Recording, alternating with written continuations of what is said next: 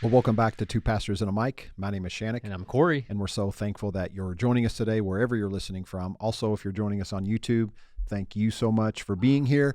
Today is a pretty awesome day because each and every single week we talk about liking our podcast, sharing our podcast, leaving us reviews. And you guys have been doing that so well. You've been tuning in, you've been sharing the podcast. And so officially we can celebrate this week because we hit 50,000 downloads. So crazy. This past Sunday. So crazy. And what's crazy is, leading up to it, I think I checked over the weekend, like Friday, or you maybe sent a text first, like, hey, we're 100 or 200 away. And then I think I checked it Saturday, and then I'm like, Sunday afternoon thinking, oh, I need to check it. It was like 4:05 p.m. I checked it, and it had just ticked to 50,000. And I'm like, man, this is just surreal. Like, so crazy. It's crazy to think about, and we say it all the time. When we started this podcast, it was just a spot for us to just share what we're going through, share where we're at, maybe share some things that we're learning that we wouldn't necessarily take up a Sunday to teach or to preach about some of these things. But some things we think are worth a conversation. Some things are worth us studying a little bit. And some things are just fun to talk about that we think would be encouraging or uplifting to people. And so because of you, we exceeded those expectations in the beginning because we literally thought maybe 5 people would listen a week. And here we are, gained a lot of momentum over the past year and a half. And we hit 50,000 downloads. Matter of fact, before we started this podcast, you were sharing some statistics with me that were just like unreal. So why don't you share those with our listener? Yeah, not only 50,000 downloads, we've been listened to in over 2,000 cities around the world. 2,000 different cities. Crazy. 66 different countries. In fact, I was just looking at this right now. We just did the 4-part episode on the Beatitudes talking about blessed and how blessed is actually a state of being on the island of Cyprus. And we have one listener from Cyprus. I just saw that right now. Look at that. Look at that right there. I didn't even know that was its own country. I did not either. So crazy. We've been listened to on every continent minus Antarctica because, whatever. But yeah, hundreds of listens in Europe, Asia, Africa, Oceania, South America, and obviously our most listened to in North America. But thank you, seriously, all of you who have listened, shared. Yeah. We actually, if you have not left a review on Apple Podcasts, we're at 97 reviews. We would love to get to 100. We need 3 of you who have not left a review to go do so on Apple Podcasts. But seriously, thank you so much for your love and support. Yeah, we love that. And if you're not able to leave a review, I know some of you said you listen to places where you're not able to leave a review. You're not on maybe listening to Apple Podcast. That's okay. There's no shame with that. Don't carry any burden with that. And you can reach out to us or just let us know when you see us. But if you have the opportunity and availability to leave a review, we want to get to 100 by the end of the year. Hey, we've been hitting some milestones lately because of you, so let's hit another one. Let's do it. So we're actually going to do some fun things over the next couple weeks. We're going to talk about some myths around the Nativity. Some of these are probably things you already knew. Some of them are definitely things you did not know. And some of them are going to blow your mind because they blew even my mind. Some of them you're going to think, why is that a myth? Because I already knew that. Right. But apparently, and you're going to find out today, we're going to have some fun at the end of this episode because we were shocked by asking our own staff some of these questions. But yeah, this Nativity, I'm going to give you some history on the Nativity, kind of where it even started, the first imprints, knowing that like it became in the last 700 years a massive art display, which is coveted by people who like art, so to speak. I'm going to give you some of those things. Right, but I think before we get into the episode too, we want you to know, while we're going to have fun around the Nativity during this Christmas season and just talk about things that might pertain to the Christmas story, we want you to know that we're not here to bash that story. We're not here to rip apart some things that you love. Some of these things were just very interesting to us. And more than anything, especially today in this episode, as we talk about the Nativity, we want you to know that the Nativity from the very beginning in its artistic expression had one purpose. Mm-hmm. And that purpose was really to display or to show how Christ came as a human, right? Yep. This incarnation. It's the beautiful story of the gospel, how God, Jesus, the Word, right, who was from the beginning, showed up put on skin and moved into the neighborhood. And it is so beautiful. And that's why people want to depict the story around Jesus's birth with the nativity to express how Christ came, fully God, but fully man. Yeah. And it's beautiful. And that is the significant. I'm glad you just said that, because we're not ripping you for having nativities or liking it. We're not telling you have to change your nativity. I know somebody that collects different types of nativities, and they even have like a millennial nativity, and it's hilarious. But I encourage you to love your nativity. We're just bringing out some myths around it. But before we get to the myths, here's some interesting facts that you probably never knew. And I'm going to say that because I had to do a bunch of research on this, and I'm going to pronounce some of these people's names wrong, but I didn't know very much of this history of the nativity at all. In fact, the earliest securely dated example of the nativity scene is from 343 AD. It's from a sketch of a now lost fragment of a sarcophagus. Sarcophagus. I don't Sarcophagus. Even know. What is that? It's like a sarcophagus. I think it's the stuff that they wrap bodies in or something, like the material. Yeah, from the catacombs of that makes Saints Marcellinus. I don't know. Again, We'll just go with these names. and just Peter forgive in us. Rome. It depicts the infant wrapped in swaddling clothes, which we're going to come back to in a couple weeks, lying in a trough close to the ground, surrounded by an ox, an ass, 2 shepherds, and a tree. In other words, this sculpted scene contains several of the main components of what would become the Nativity standards composition. Notably, Mary is absent. Dun, dun, dun. Did you know that? It was only with changes in Christianity, as her status as the human bearer of God became solidified in the next century, so in the 4th century, that she became an indispensable part of the nativity scene, which is very interesting. I did not know that at all. There's so much history involved with the evolution of the nativity scene over the years. However, starting with the Renaissance, which we had to look this up, the Renaissance is like 1400 to 1600 AD. Artists began to produce incredible, diverse depictions of the nativity. Many examples of the scene are deemed masterpieces of art in their own right. You have Duccios, what? The Nativity with the prophets Isaiah and Ezekiel, which surfaced in the 13th century, 1308 to 1311. You have Domenico's Ghirlandio's Nativity and Adoration to the Shepherds in 1485, which is one of the most famous pieces, by the way, and emblematic of major artistic movements and innovations. You have Gertin's Taught St. John's Nativity at Night in 1490, which was the first recorded nighttime scene. So that didn't come into the scene until 1490.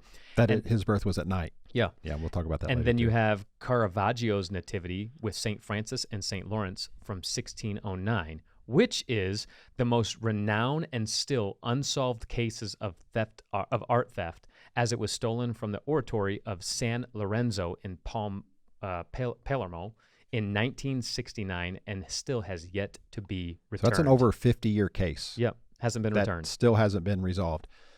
This is crazy, but it is something interesting that all these things are very artistic, very valuable. Yep. This expression of art. By the way, I had to look up real quick because I was thinking, I told you something about some grave clothes or something, but the sarcophagus was actually a coffin carved in stone. Interesting. So they have a sketch of what was lost in the sarcophagus of that first nativity scene in 343. They have a sketch of it, but they don't actually have the actual coffin. If you go and look at that sketch, you can't even really say it was a nativity scene.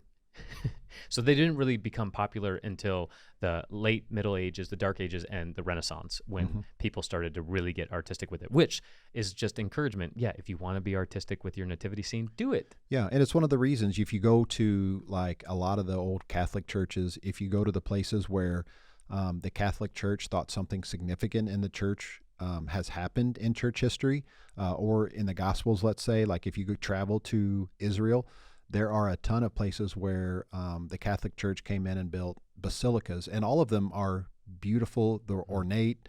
Now, it's a side conversation or a separate conversation on was it worth spending the money and on things like this instead of actually helping the poor, whatever. But it is cool that they did preserve a lot of these things and a lot of these places that have a lot of significant impact in people's relationship with God throughout the years for today. So that's very cool. But it goes back to they wanted to create these ornate, beautiful masterpieces because they wanted to depict the beauty or the story of Jesus in beauty. And so that's why the Nativity, I could see why it really took off. Yeah, for sure. So let's talk about 3 myths today. They're kind of all kind of go together. The first one is that, and I don't think really anybody actually believes this, but it is definitely a myth, is that Jesus was born on December 25. Right. And of course, we don't know the exact date. And I don't know why people get caught up on this sometimes. Like, you celebrated on December 25th. Don't you know he wasn't born? Like, I don't think anybody really cares the actual day he was born on. Like, we just celebrate the fact that he did come. We could pick any date, but we just want to do that. Now, some scholars believe that he was actually born in the spring or summer because Luke tells us that shepherds were out in the fields watching at night their flock. And so this detail suggests that it maybe wasn't one of the colder months or winter, as shepherds would be out watching their flocks during the lambing season, which is in spring. In some of the colder months, even though when we say colder months, it's not the exact translation of their colder months. But the sheep would have been corralled sometimes indoors or closely together. But the early church actually chose December 25th for a couple different reasons we're going to get into. And some of these are debated, and you can talk a little bit about what a few of those are. Yeah, there's actually scholarly opinions on all 3 of these. So again, we're not saying that we know it or that this is fact, but these are the 3 suggested areas of why they picked December 25th. The first one is that some scholars believe it's in line with the Jewish festival of lights, also known as Hanukkah, which is a celebration of the rededication of the temple in Jerusalem with feasts and gifts, hence why there's feasts and gifts around Christmas. Other scholars believe that Mary received news of her pregnancy on March 25th, which is the same day Jesus probably was crucified, because tradition held that Jesus died on the same day that he was born. In fact, most people... conceived. Conceived the same... What did I say? You born. Oh, yeah. Jesus died the same day that he was conceived. Yeah. So once you apply and this math, isn't just with Jesus. So throughout the Catholic Church, whenever they would honor someone with sainthood, and whether this is true or not, they would kind of just depict that their conception happened the same day that they died, and vice versa, right? They died the same day that they were conceived. And so in this analogy, they just would have thought that, Jesus would have been conceived around this March, April timeline, because it is the same time that he died. So that's when they said he was conceived. So then if we pick the March 25th date, 9 months later, here you have a baby boy, December 25th. That was commonly accepted within this timeline for everybody. And then the last one is, while other scholars date it back to the winter solstice, and they date it December 25 because of the Roman pagan holiday Sol Invictus, which is the birthday of the unconquered sun. And early Christians picked this day to take over the pagan holiday and replace it with a holy celebration, which is cool for some people, lame for others. But those are the 3 reasons for why most scholars have this conversation as to why they landed on December 25th, which, again, some of those I didn't know, but some of them I did. And again, they don't really matter. Yeah. And the thing that some people bring up and why it matters is that last thing you talked about, as far as how that date covered up like this Roman pagan holiday. And they say, we celebrate on that day, we're just taking over other traditions from these other holidays, from these pagan holidays. Why do we still do it? But that's why so much work has been done in the second myth that we said, or the second reason why we said, not myth, the reason that the date was 9 months after he was conceived, that tied into his death date, is the more probable reason why December 25th was chosen, not so we can cover up some pagan holiday. Now, if there was something to that, then great, but it's not like that is the main reason. That's why we wanted to break down all 3. For sure. The second myth, this is the controversy. At least in we had this office, before we had recovering, is the myth is that Mary was unwed when she gave birth to Jesus.